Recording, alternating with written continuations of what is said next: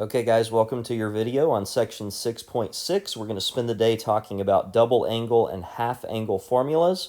And I've gone ahead and written all of those in for you on your notes here. So I'm going to give you a chance to pause the video and then write those in. If you cannot read anything on this, then feel free to Google just double angle or half angle formulas.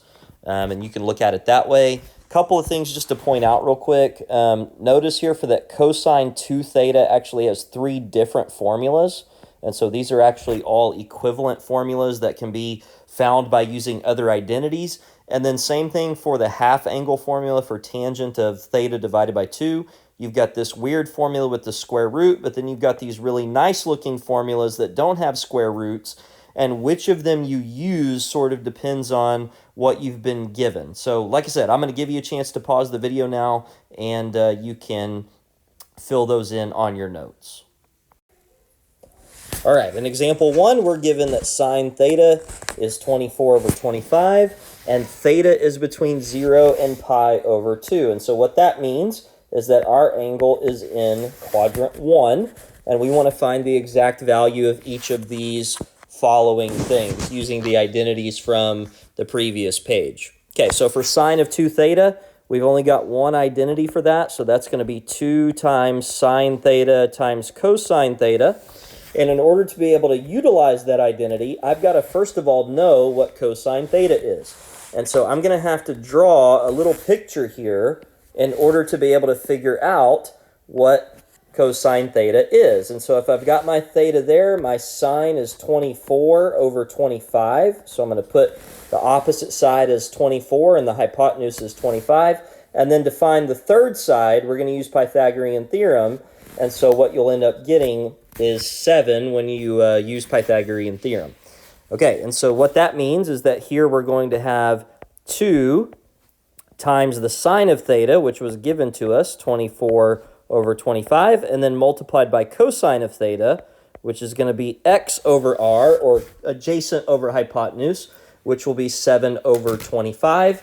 And multiplying all of that together is going to give 336 divided by 625.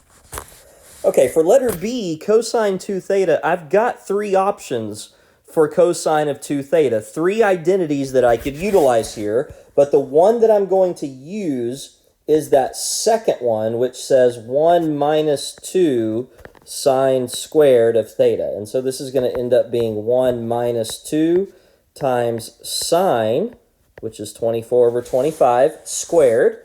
And doing the arithmetic there, what you end up getting is negative 527 divided by 625. Sorry about that. I'm going to erase that and put negative 527 over 625.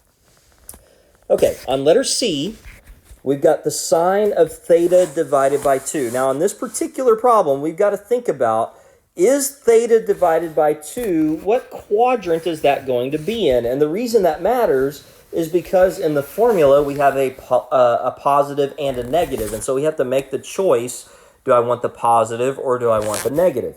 Okay, well, I'm going to try to do this through just a basic drawing up here. If I am in quadrant 1, let's just say this is my angle right here.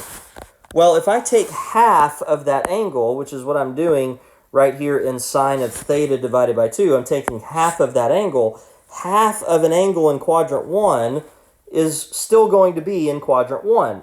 And so this is going to equal to the positive square root of 1 minus cosine, which ends up being 7 over 25, divided by 2.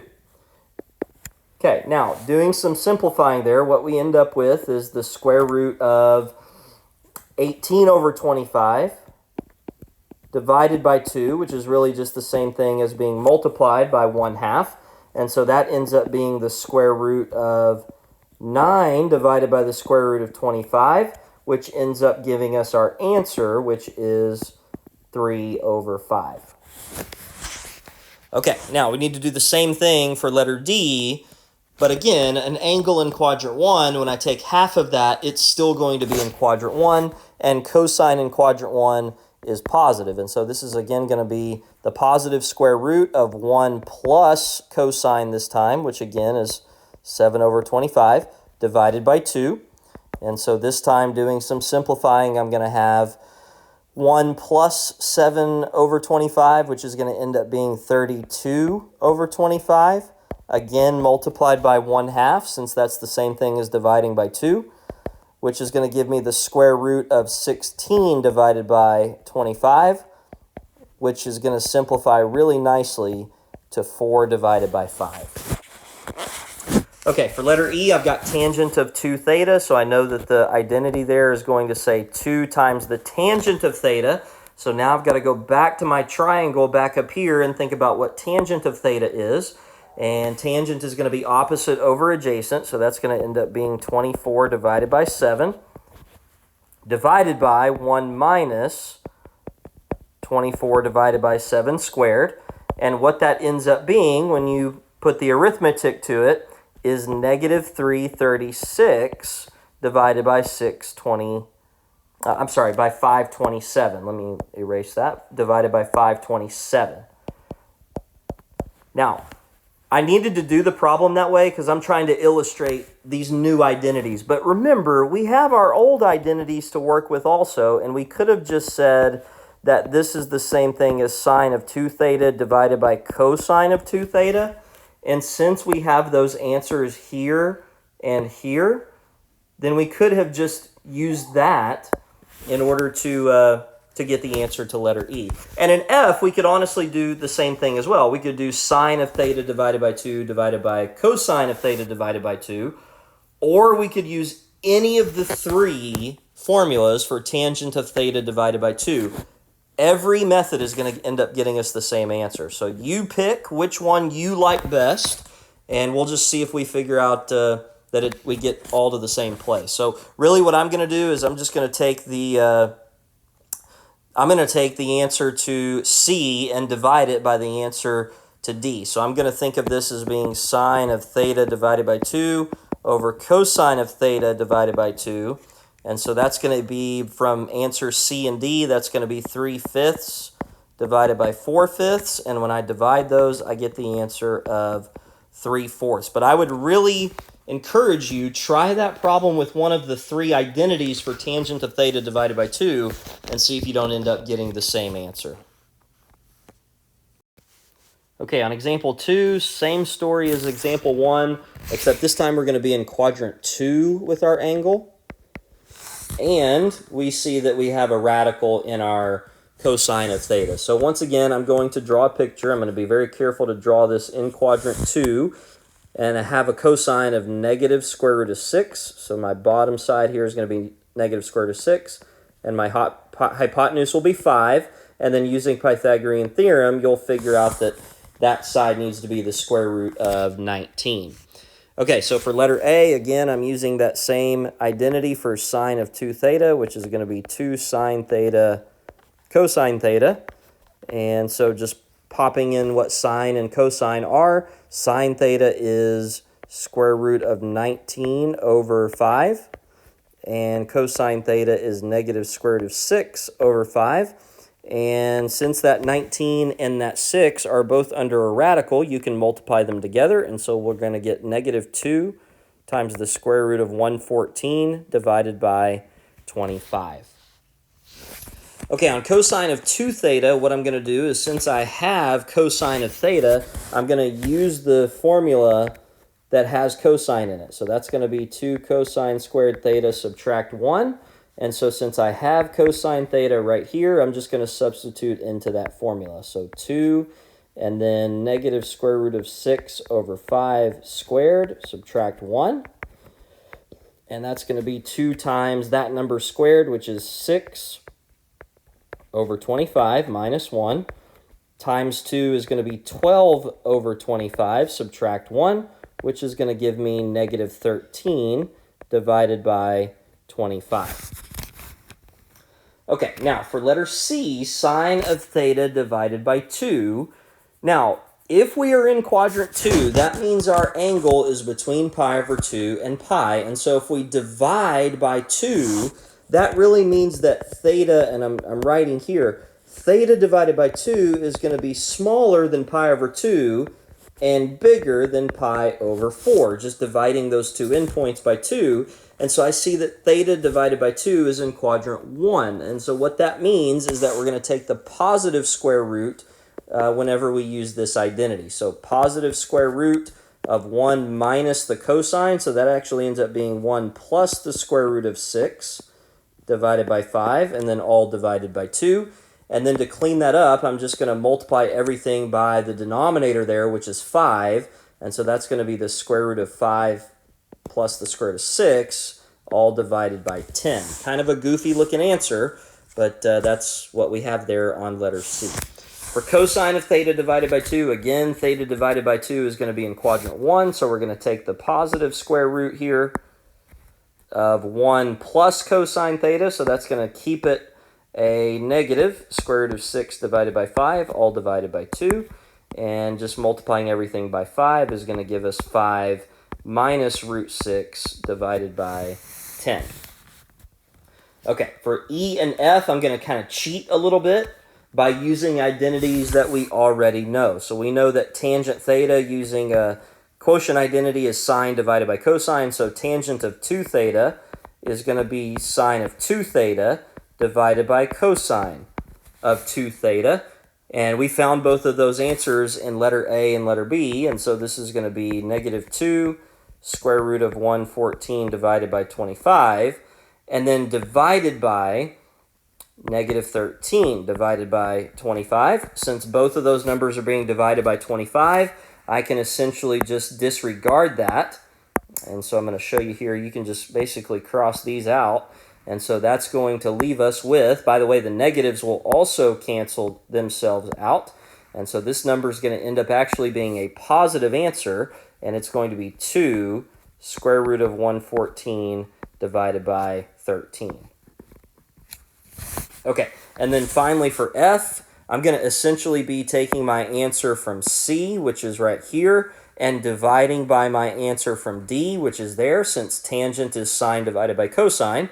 And so when I divide that answer from C by the answer in D, what I end up with is still a square root, and then 5 plus the square root of 6 in the numerator, and 5 minus the square root of 6 in the denominator. And since both numbers were being divided by 10, you can essentially disregard that for a final answer in that form. I know it's kind of goofy, but that is the exact final answer. Okay, on example 3, we're going to use our half-angle formulas to find the exact value. And so what we need to recognize is that when we're looking at this, 75 degrees is really theta divided by 2, which means that theta is going to be 150 whenever we plug into our formula for our sine of half of an angle. So this is going to equal to positive square root, since 75 degrees is in quadrant 1, 1 minus the cosine of 150 degrees divided by 2. And so now I need to be able to figure out what the exact value of cosine of 150 is. 150 is in quadrant 2, which is going to make the answer negative, so that's going to end up becoming a positive here in a second. And then the reference angle is 30, and cosine of 30 is square root of 3 divided by 2, all over 2. And so this is going to equal to square root of 1 plus the square root of 3 divided by 2 over 2. And there's a couple of things I need to do to this before I can finish. The first is I need to get rid of the fraction within a fraction by multiplying everything by 2. And so that's going to give me 2 plus the square root of 3 divided by 4. And then the last thing that I need to do is recognize that if I take the square root of the bottom, I get a perfect square. And so I'm going to take that out of the radical and make it its perfect square. And what I mean is that I'm going to write this as the square root of 2 plus the square root of 3, and then divided by the square root of 4, which just becomes a regular 2. In example B, we have tangent of pi over 12. And so again, we recognize that that pi over 12 is really representing theta divided by 2, which means that theta, when we plug into our formula, is going to need to be pi over 6, just multiplying both sides of that little equation by 2. And so, again, there are several formulas for tangent of half of an angle. You can use really whichever one you want. I'm just going to use this one that says 1 minus the cosine of theta, which is pi over 6 in this case, divided by sine of theta, which is pi over 6. And so now plugging in those values, this is going to say 1 minus the square root of 3 over 2 divided by 1/2. And then multiplying everything by 2 over 2 in order to get rid of the fractions is going to give me 2 minus root 3 divided by 1, which really you could just write as 2 minus the square root of 3. Okay, in letter C, we've got cosine of 112.5. So again, recognize that that's theta divided by 2.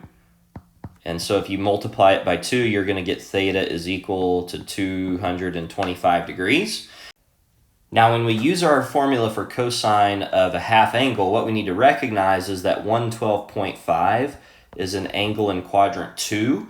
And so therefore, we're going to need to take the negative square root of our formula whenever we do this. So negative square root of 1 plus the cosine of 225 degrees, all divided by 2. And so this is going to end up equaling negative square root 1 minus the square root of 2 over 2, since cosine of 225 would be negative square root of 2 over 2. It's in quadrant 3. Cosine is negative there, and the reference angle is 45 degrees, all divided by 2. And then we're going to do something very similar to what we did in example A, which is multiply everything first by 2. Don't forget your negative there. So that's going to end up being 2 minus the square root of 2 divided by 4. And since that denominator is a perfect square, I'm going to simplify that a little bit further so that my final answer looks like this. Negative square root of 2 minus root 2 divided by regular 2. Okay, on example 4, we need to show that sine to the 4th of theta is equal to that strange formula. And in order to do this, I need to tell you about 2 more identities that we need to add to our notes here. So these are called power-reducing identities. And so it basically says that if I have sine squared theta, that is the same thing as 1 minus cosine of 2 theta, all divided by 2. And these identities are really based on your half-angle identities. And then cosine squared theta will be pretty much the same thing, just with a plus sign instead of a minus sign. So 1 plus cosine 2 theta divided by 2. Okay, so that'll get us off to a good start. What we want to start off by saying is that sine to the 4th of theta is the same thing as sine squared theta, and then squaring that, and that would give us sine to the 4th. And the reason that that's helpful is because now I can introduce this power-reducing identity over here that I just told you about in order to keep going. So this is going to be 1 minus cosine of 2 theta divided by 2 squared. And I'm going to simplify this just a little bit before we actually start squaring out. And so what I'm going to do is I'm going to say that this is 1 minus cosine of 2 theta squared divided by 2 squared, which is going to be 4. And so that way we don't have to worry about the 1/2 as we're sort of squaring this out. So now just down here to do a little bit of scratch work, 1 minus cosine of 2 theta multiplied by 1 minus cosine of 2 theta. When we multiply this out, we're going to get 1 times 1, which is 1. And don't forget about the 1/4 here. I'm just going to leave that out in the front.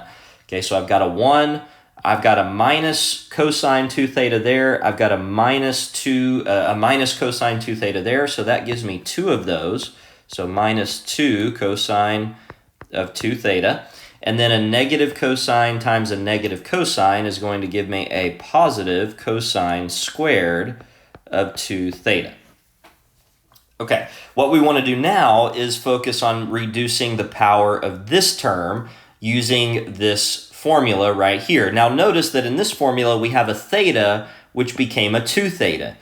Now we're starting with a 2 theta. That means when we get to this part, that's going to end up saying 4 theta, because what we end up doing is we just end up doubling that angle. So here's what I mean by that. I'm going to leave all of this 1/4 stuff in the front, and then I'm going to have 1 minus 2 cosine of 2 theta plus, now when I use this formula, here's what ends up happening. I have 1/2 and then 1 plus cosine of 4 theta. Okay, so now pretty much I'm done as soon as I distribute and collect like terms. So what I'm going to end up doing is I'm going to distribute this 1/2 here first. So I'm going to leave the 1/4 out in the front. This is going to be 1 minus 2 cosine of 2 theta, and then plus 1/2 times 1 is 1/2, and then 1/2 times cosine of 4 theta. And now I'm going to distribute my 1/4. So I'm going to have 1/4 times 1, which is 1/4, minus 1/4 times 2, which is 1/2 of cosine of 2 theta. And then 1/4 times 1/2 is going to be 1/8.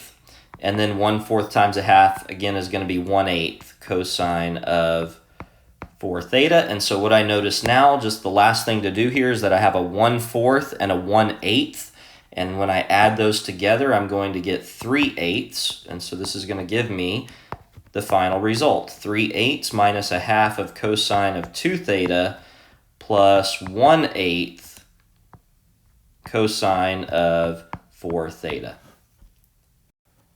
Okay, on example 5, we're going to have some fun here using some of our old identities to develop a formula for cosine of 3 theta. And I wasn't exactly totally forthcoming in the directions. What we want to do here is we want to make this a third degree polynomial.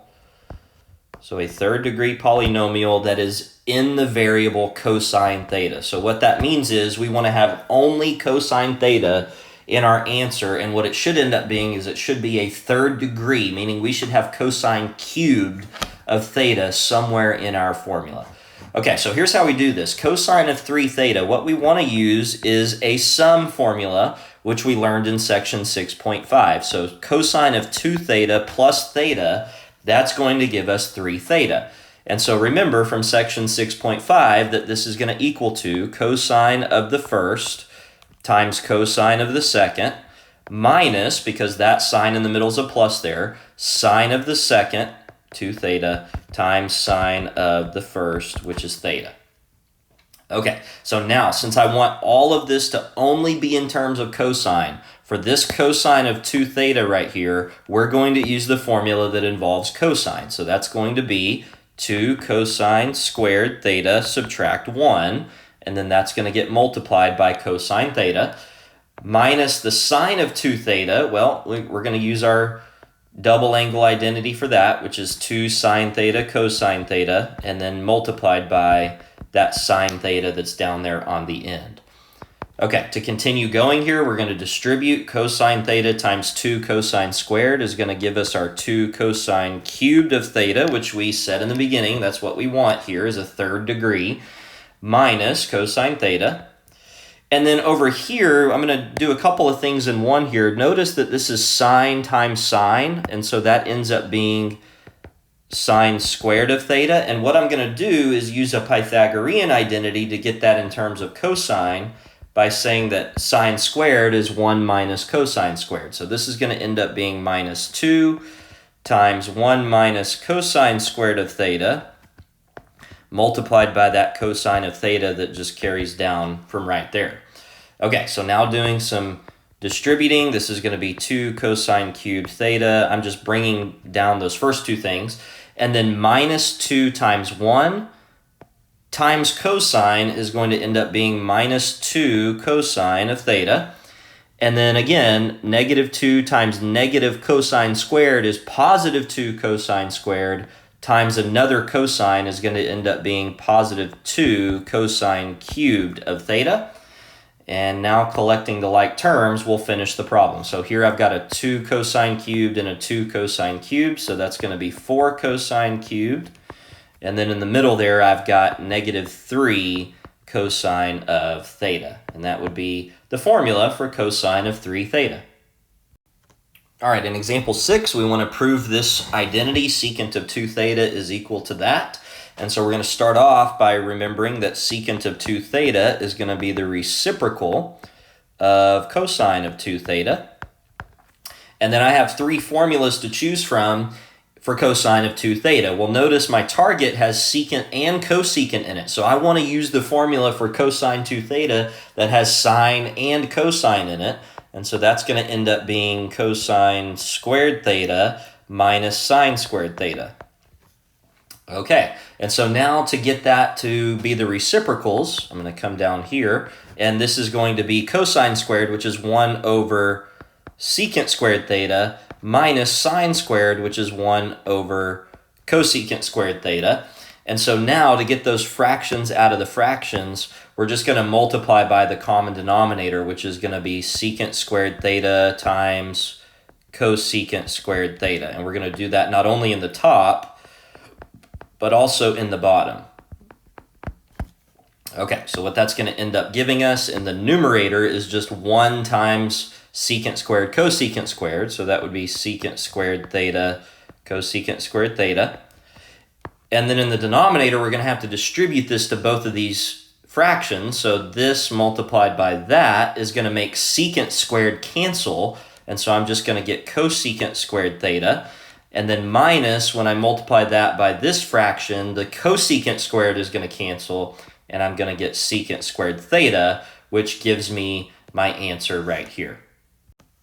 All right, another basic identity here, secant squared of theta divided by 2. So I know that secant squared of theta divided by 2 is really just the same thing as 1 over cosine squared of theta divided by 2.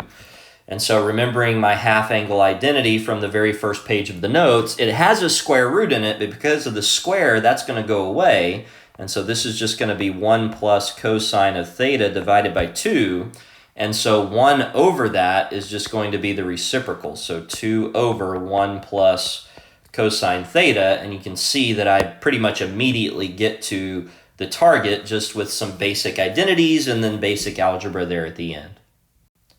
Okay, we're going to spend the rest of the notes doing 4 examples of solving equations that involve double angles.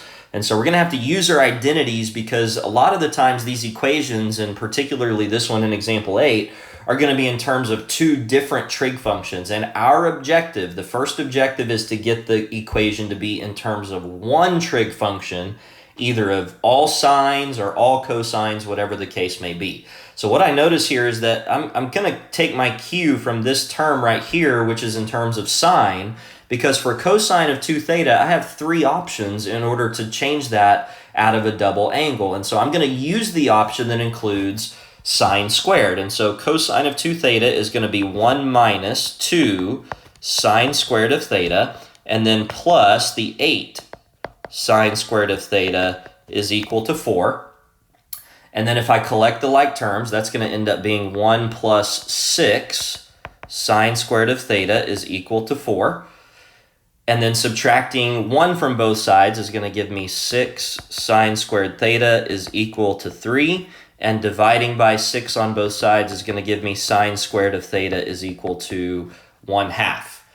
Okay, at this point, I want to take the square root of both sides. So that's going to give me sine theta is equal to plus or minus the square root of 1 divided by the square root of 2, which is really just the same thing as plus or minus square root of 2 over 2. And so if I think about what my 4 answers need to be, I need to be in all 4 quadrants here because of the plus and the minus, and the reference angle for for square root of 2 over 2 is going to be pi over 4 in all 4 of these quadrants. Sorry about the sort of bad handwriting there, but the answers are going to be pi over 4, pi minus pi over 4, which is going to be 3 pi over 4, pi plus pi over 4, which is 5 pi over 4, and then in quadrant 4, we'll go from 2 pi subtracting pi over 4, which will be 7 pi divided by 4. Okay, in example 9, again, I'm going to take my cue from this term right here, and since that's in terms of cosine theta, when I go to use an identity on this, I'm going to use the one that has cosine in it. And so this is going to end up being 6 times 2 cosine squared theta, subtract 1. I'm going to go ahead and move everything over because this is going to end up being a quadratic, I believe. So I'm going to move over the 18 cosine of theta and the negative 12. And so that's going to end up becoming a plus 12 is equal to 0 there. Really, at this point, I could divide the entire equation by 6. I'll just go ahead and keep multiplying through here. So this is going to be 12 cosine squared theta minus 6, and then minus 18 cosine theta plus 12 is equal to 0. And so collecting the like terms, we've got 12 cosine squared theta minus 18 cosine of theta, and then minus 6 and plus 12 will give us plus 6. And now I am going to go ahead and divide the entire equation by 6, and so that's going to give us 2 cosine squared theta minus 3 cosine theta plus 1 is equal to 0. Okay, and so as I said, this ends up as a quadratic, and so we need to factor this. We need 2 factors that will multiply to positive 2. When I look at this 2 and this 1, that's where I got the 2 from. And then we need them to add to negative 3. And so giving you a chance to think about that for a second, that's going to be negative 2 and negative 1. And so this is going to be 2 cosine squared of theta, subtract 2 cosine theta, minus 1 cosine theta plus 1 is equal to 0. Grouping together the first 2 terms, we can factor out a 2 cosine theta, so 2 cosine theta, and that's going to leave us with cosine theta minus 1. From the next 2 terms, we can factor out a minus 1, and that's going to also leave us with cosine theta subtract 1. And so when we get to the final factored form of this, we have 2 cosine theta minus 1 and cosine theta minus 1 equals to 0.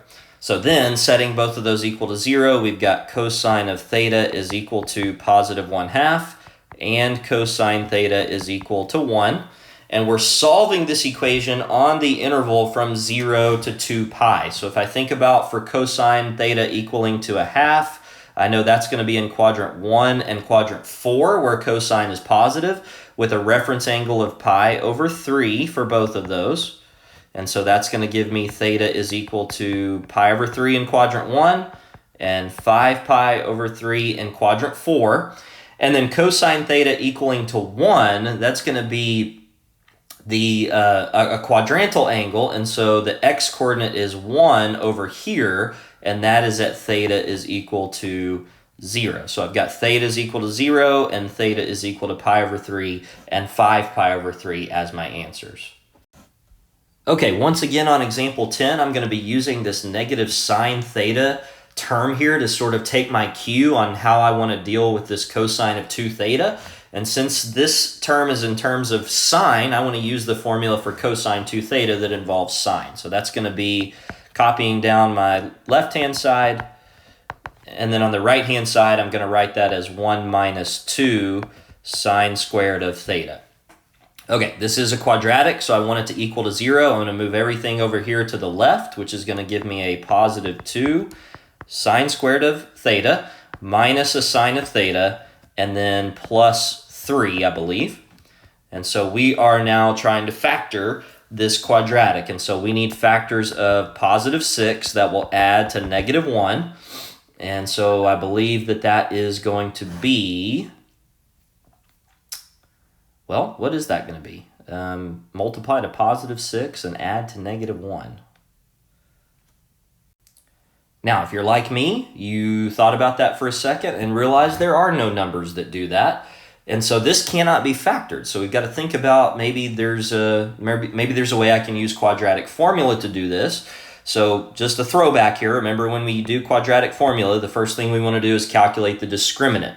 And so if this is my A, this is my B, and this is my C, my discriminant is going to be B squared minus 4 times A times C.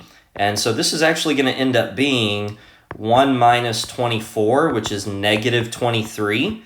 And because that answer is negative, remember that that means there are no real solutions to this quadratic.